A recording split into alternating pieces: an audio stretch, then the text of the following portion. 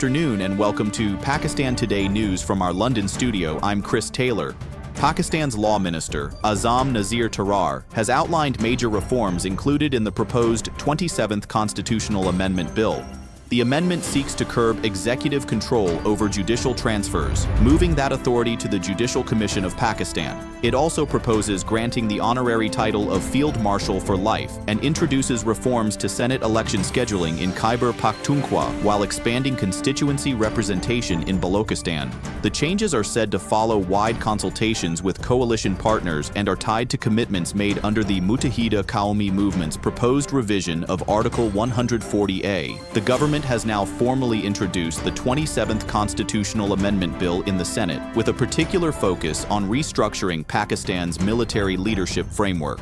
The proposed legislation rewrites Article 243, creating the new position of Chief of Defense Forces while abolishing the long-standing office of the Chairman of the Joint Chiefs of Staff Committee. It also introduces the role of Commander of the National Strategic Command. Under the proposed law, the President, acting on the Prime Minister's advice, will appoint the chiefs of the Army, Navy, and Air Force, with 5-star officers granted lifelong constitutional protection. The change comes as Pakistan celebrates General Asim Munir's historic promotion to Field Marshal. The existing CJCSC office is set to be abolished on November 27, 2025. In Islamabad, the Senate has tabled the 27th Constitutional Amendment Bill, 2025, proposing far-reaching changes to 48 articles of the Constitution. Among the most significant is the creation of a new federal constitutional court in Islamabad, tasked with resolving disputes between the Federation and the provinces and interpreting matters of fundamental rights.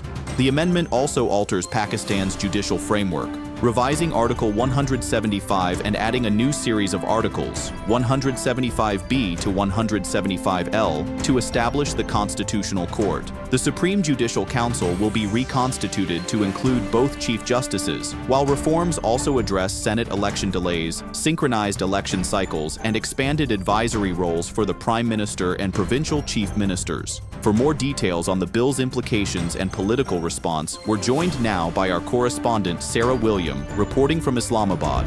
Thank you, Chris. The proposed constitutional package has sparked intense debate among lawmakers and constitutional experts here in Islamabad. While the government insists that the reforms aim to improve balance between federal and provincial institutions, opposition parties argue the changes concentrate power in the executive. Analysts say the creation of a constitutional court could reshape Pakistan's judicial hierarchy for decades to come, potentially easing case backlogs, but also raising questions over jurisdictional overlap. Parliamentary committees are expected to begin detailed clause-by-clause review in the coming week. Back to you, Chris. Thank you, Sarah. In electoral news, PMLN candidate Bilal Farooq Tarar has been elected unopposed from NA 66 Wazirabad in Punjab after his rival candidate Muhammad Ahmed Chatta withdrew from the race following the PTI's boycott of the by-election. The Election Commission confirmed Tarar's victory, marking another success for the PMLN in the Gujranwala region. Bilal Tarar, brother of Federal Information Minister Ataullah Tarar, expressed gratitude to the party leadership for its support.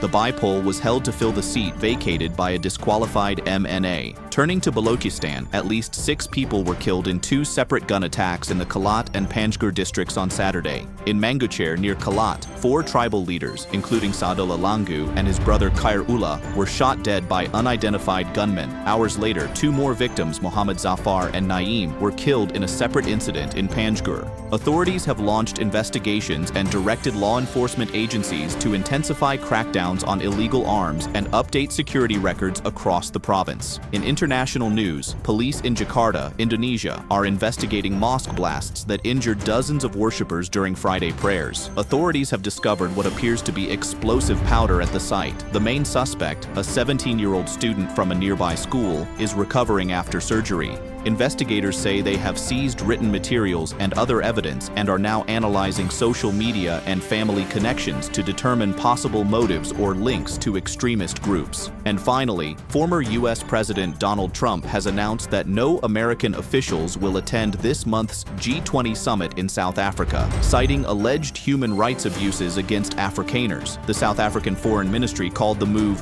regrettable and rejected Trump's claims, describing them as politically motivated. Trump Trump stated he looks forward to hosting the 2026 G20 summit in Miami, Florida. That's all for now. You're watching Pakistan Today News. I'm Chris Taylor.